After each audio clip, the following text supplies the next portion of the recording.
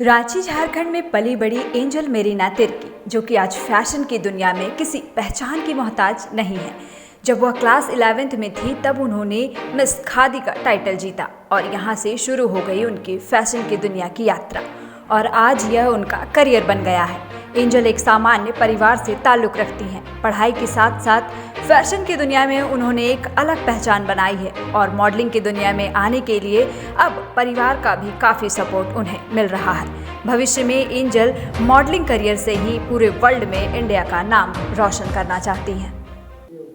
Hello, नमस्ते, सत श्री अकाल, आदाब। मैं हूं प्रभा शर्मा और जेके न्यूज़ नेटवर्क की हमारे इस खास बातचीत में मैं फिर से आपका बहुत बहुत स्वागत करती हूं।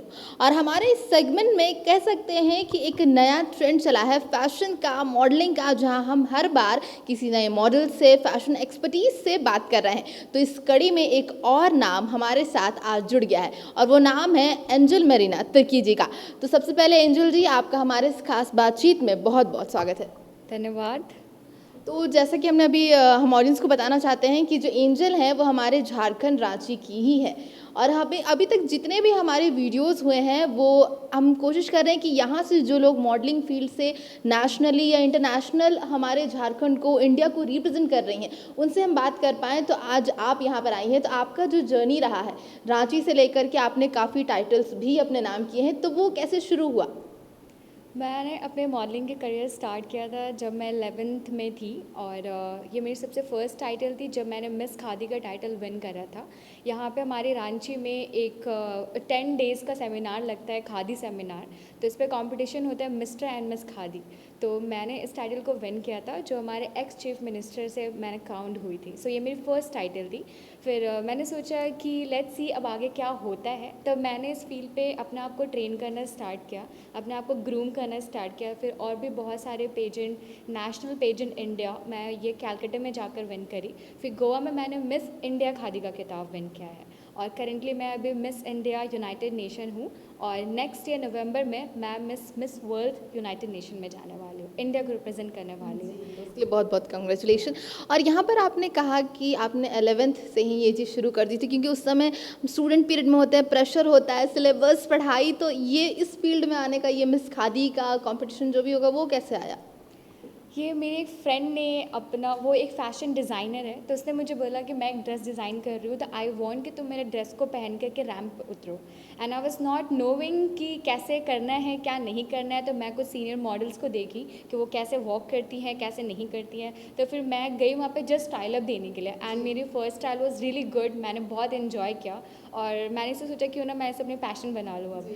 बट बात ऐसी हुई कि मैं इसे पैशन बनाते बनाते अब ये मेरे करियर में चेंज हो गई है। सो मेरी जर्नी यहाँ से स्टार्ट हुई कि मैं एक फैशन डिज़ाइनर कपड़ा को पहले मैंने पहन कर स्टेज में शोकेस किया and now I am working with all the designers. तो उस समय ऐसा कुछ फैमिली का रिस्पॉन्स था कि कहीं पढ़ाई हैम्पर ना हो जाए या फिर आप ये प्रोफेशन सडनली चूज़ कर रहे हो, ऐसा कुछ क्या था रिस्पॉन्स? इस फैमिली के साइड से मुझे बोली जा रही थी लाइक इस फील्ड पे अगर तुम आ रहे हो then you have to do lots of time management because studies का प्रेशर बहुत ज़्यादा रहता है उस टाइम पे because 11-12 is really very hard time. तो पेरेंट्स बहुत ज़्यादा इस चीज़ को लेकर के सोचते हैं। बट हाँ, मेरे मॉम डैड ने मुझे हमेशा से हर चीज़ मुझे जो करनी रहती है उस पर सपोर्ट किया है उन्होंने। एंड मेरे डैड एंड मेरी मॉम हमेशा they stood up with me and उन्होंने मुझे इस फील्ड में भी सपोर्ट किया है। तो स्टडी वाइज एंड इस फील्ड को भी लेकर मैंने बहुत टाइम मैनेज किया एंड अपने आप को बहुत ही ज़्यादा ग्रूम किया है द वे आई एम। मैं पहले नहीं थी बट काफ़ी कुछ मैंने चेंज किया। काइंड ऑफ पर्सनालिटी डेवलपमेंट जो आपने एकेडमिक्स वाली भी चीज़ आपने मैनेज करते हुए अपना जो पैशन था उससे फॉलो किया। तो आपने बताया कि जैसे आपने खादी जो फर्स्ट है यहीं से स्टार्ट किया, उसके बाद फिर आप कोलकाता गई, वहाँ पर फिर आपने खादी का दूसरा कंपटीशन लेवल पार किया। उसके बाद और आगे क्या जर्नी रही, मतलब एक और नेशनल लेवल पर जाना, इंटरनेशनल लेवल पर जाना, जैसा आपने बताया? या सबसे पहले तो मैंने स्टेट लेवल पे कंपटीशन किया, फिर मैं नेशनल लेवल पे गई गोवा पे एंड कैलकाटा पे। फिर मेरी एक सेट थी मेरे माइंड पे कि अब मुझे अपने कंट्री को इंटरनेशनल प्लेटफॉर्म पे जाना है लेकर। तो मुझे मेरे पास फॉर्म आया मिस इंडिया यूनाइटेड नेशन की। तो सबसे पहले मैंने वो फॉर्म फिल किया बिकॉज़ ये मेरी बहुत ही ज़्यादा बड़ी वाली ड्रीम थी कि मैं अपनी कंट्री को रिप्रेजेंट करूँ। बिकॉज़ जब हम एक प्लेटफॉर्म पे जाते हैं वहाँ पे ना ही बस अपने आप या पूरे फैमिली को लेकर जाना, अपने आप को रिप्रेजेंट करना, स्टेट को रिप्रेजेंट करना एंड नाउ इंडिया। सो बहुत ही अच्छा फील होता है जब हमें वो सैशे में इंडिया लिखी हुई मिलती है। So this was a journey all over because ये मेरी लास्ट हो जब मैं इंटरनेशनल कम्पीट करूँगी। उसके बाद मेरे सारे कॉम्पिटिशन्स बंद हो जाएगी बिकॉज इंटरनेशनल आने के बाद फिर you don't have to do any pageant. So and currently मैंने अपना आपको इस पर्सनालिटी को ग्रूम करने के लिए मैं मुंबई जाकर कोकोबेरी मॉडलिंग एजेंसी है जो एक बहुत ही जानी मानी मॉडल है, Alisha Rawat, she is a super model. तो उनकी एजेंसी में जाके मैंने अपने आप को ट्रेन किया है। She is a very well known groomer. Okay, तो आपने जैसे यहाँ का आप ट्रेनिंग ले रहे हो, ग्रूम कर रहे हो खुद को, तो आपने जैसे अभी बताया कि जो आपने टाइटल्स किया उसका आप उसमें आपका पर्सनल एक्सपीरियंस क्या रहा, क्योंकि उसमें बहुत सारे लेवल्स पार करने होते हैं खुद में, मतलब ब्यूटी है, रैम्बॉक है, ब्रेन का भी यूज़ होता है, तो वो आपका पर्सनल एक्सपीरियंस कैसा रहा वहाँ पर? ओके, फर्स्ट ऑफ ऑल जब भी आप एक स्टेज पे खड़े होते, चाहे मैं हूँ या फिर और भी गर्ल्स हो, वी गेट लाइक इतने सारे क्राउड देख के हम बहुत ज़्यादा नर्वस हो जाते हैं। And that time what we do, we just remember our god कि गॉड हेल्प अस। तो फर्स्ट हमारी राउंड होती है इंट्रोडक्शन राउंड में आपको अपना आपको इंट्रोड्यूस करना रहता है, आपके पूरे लाइफ की जर्नी को आपको 2 लाइन्स में डिफाइन करने रहते हैं जिससे ऑडियंस जितने भी जूरी पैनल्स है वो आपके बारे में जाने। Next round is What was your that 2 lines of your whole journey? I prefer, मैं 2 सेंटेंस को बहुत ज़्यादा फॉलो करती हूँ। The future belong to those who believe in their your dream, like in your dream. अब future उन्हीं के नाम है जिनको अपने ड्रीम पे भरोसा है, जो अपने ड्रीम को पाना चाहते हैं, उसके लिए हम मेहनत करते, वही हमारे एम बन जाता है। तो ये लाइन मैं हमेशा हर एक इंटरेक्शन में यूज़ करती हूँ because this is the line मुझे बहुत हेल्प करती है मेरे लाइफ में। Okay, so what was the next level जिसके बारे में आप बात कर रहे थे उसके बाद? या इंट्रोडक्शन राउंड के बाद होती है हमारी रैम्प वॉक सेशन। इसमें बहुत ही ज़्यादा ऑडियंस को एंटरटेन करना रहता है अपने वॉक से। आप उस पर कैसे टर्निंग लेते हो, आपका वॉक कैसा है, बॉडी पोस्चर क्या है, आप क्या पहनते हो, because this industry is all about कि आप अपने आप को कैसे कैरी करते हो। अगर आप किसी भी interview like I am here today for you in your channel और मैं कहीं और जाऊँगी तो सबसे पहले लोग आपका नोटिस करते कि अगर आप मॉडल हो तो आप अपने को कैरी कैसे करते हो, like how you dress yourself, आपकी बात करने के तरीके, your communication skill.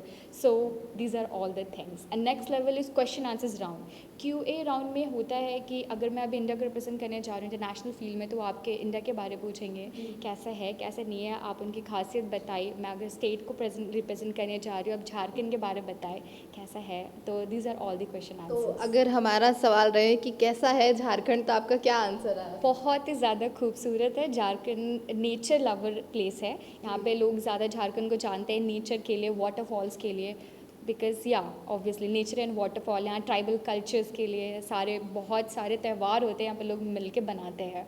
But basically Jharkhand is known for is tribal cultures, waterfall and nature. तो यहाँ पर आपने एक और चीज़ बताई थी कि अगर आपने एक बार इंटरनेशनली रिप्रेजेंट कर दिया इंडिया को, तो आप जो छोटे चीज़ें प्रोग्राम्स हो रहे हैं शायद आप उसमें पार्टिसिपेट नहीं करोगे, तो उसके बाद आपका नेक्स्ट अभी क्या रहेगा? मतलब अगर आप जब रिप्रेजेंट करोगे उसके बाद? फर्स्टली इसके बाद की मेरी प्लानिंग है कि मैं खुद की मॉडलिंग एजेंसी खोलूं।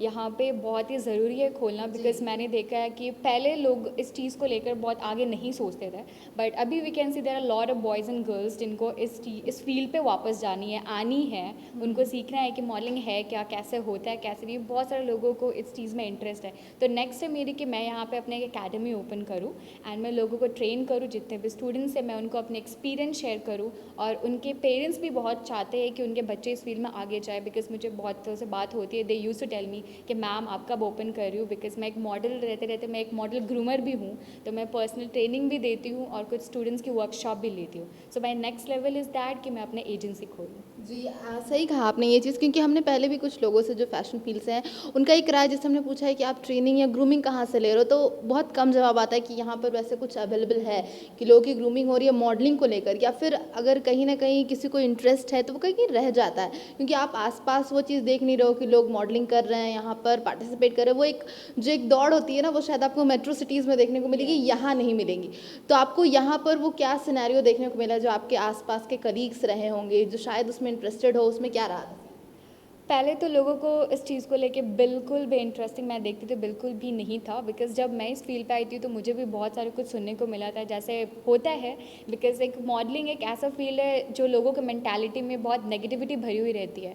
जैसे कि मैं आपको बताऊँ स्टोरी, मेरे आस पड़ोस के लोग पहले ऐसे थे, जब मैं जैसे एंटर करी तो फेसबुक पिक्चर्स एंड ऑल ये सब अपलोड करी मैं, तो दे यूज्ड टू टेल कि ये क्या है क्या नहीं है, बच्ची बिगड़ रही है, किस लाइन पे जा रही है, but it's all felt apart. जैसे मेरे नेम आए पेपर एंड ऑल में कि मैंने ऐसे रिप्रेजेंट किया है, वो लोग खुद आकर मॉम डैड को कंग्रेचुलेट करने लगे, तो क्या हुआ कि उनके बच्चे भी इस चीज़ को देखने लगे, तो उनको भी इस चीज़ की पैशनेट, उनको ये करने का मन करा देख करके, बिकॉज बहुत लाइफस्टाइल पूरी चेंज हो जाती है अपने आप को लेकर देखा जाए तो। या totally the way communication change हो जाती है, आपका रहन सहन चेंज हो जाता है, so this all the things. तो आप इतने सालों से इस फील्ड में हो, जो आपने कहा अब आप एक्सप्लोर कर रहे हो, अब आप सिर्फ मॉडलिंग नहीं उसके साथ एक इंस्टीट्यूट भी खोलना चाहते हो जहाँ आप ग्रूम करो, तो और कुछ इंटरेस्ट अब आपका धीरे धीरे इसमें हुआ है जिसमें आप और काम कर रहे हो, ऐसा कुछ?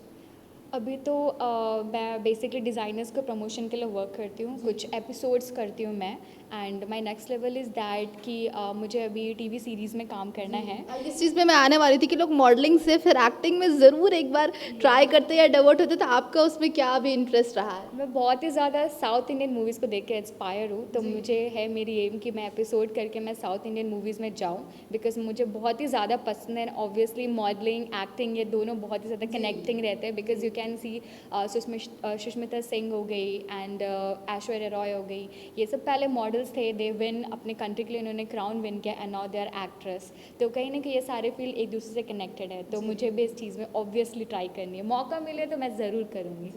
तो अभी आपने कुछ एग्जांपल्स दिए ऐश्वर्या राय और जो कि जिन्होंने बहुत बड़े बड़े टाइटल्स लिए, तो आपका अगर इंडिविजुअल अगर कुछ इंस्पिरेशन या आइडल बोले तो आपने किसको रखा हमेशा से दिमाग में, ऐसा कुछ है? या मैंने हमेशा प्रियंका चोपड़ा को फॉलो किया है, वो हमारी मिस वर्ल्ड रह चुकी है and she is a first Indian actress है जो जिनको हॉलीवुड में वर्क मिली है, और वो काफ़ी मेहनती है। मैं उनकी एक शुरू से पूरी लाइफस्टाइल देखते आई हूँ, ये हमारे जमशेदपुर से बिलोंग करती है एंड हम एक लाइन बोलते हैं small town girl and she went, and उसने बहुत ही ज़्यादा रॉक किया है पूरे इंडस्ट्री में, and she is the first heroine जिन्हें मौका मिला कि वो हॉलीवुड में काम कर सके, तो मैं उनसे बहुत ही ज़्यादा इंस्पायर होती हूँ। उनकी जितने भी मोटिवेशनल स्पीकिंग है वो जहाँ कहीं भी जाती है मैं सुनती हूँ, वो हमेशा बोलती कि अपने ड्रीम को फॉलो करो, कभी भी अपने ड्रीम से पीछे मत हटो, जो भी नेगेटिव चीज़ें आती है, जो भी बैरियर्स आते हैं उस चीज़ों को क्रॉस करो, because obviously not in a field of modelling but सारे मॉडलिंग में कॉम्पिटिशन्स है। तो हमारे यहाँ झारखंड राज्य से या फिर उसके बाहर से भी लोग इसमें जुड़ रहे हैं? इसके बाहर से भी है, दिल्ली से भी है, जयपुर से है